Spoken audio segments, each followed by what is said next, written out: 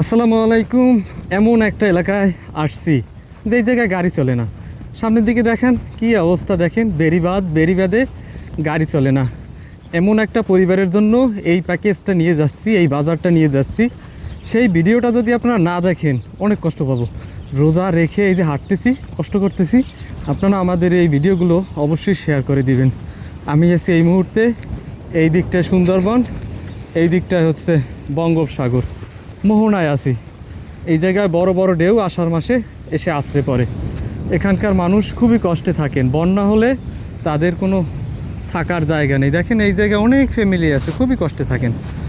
তো অবশ্যই আমাদের এই ভিডিওগুলো দেখবেন। আসলে কথা বলতে পারতেছি না, অনেকটা পথ হেঁটে আসছি। হ্যাঁ, প্রায় 2 কিলোমিটারের মতো এরকমের আমরা দুইটা মানুষ হেঁটে আসছি, একজনের পর একজন এই বোঝাটা আমরা বইছি।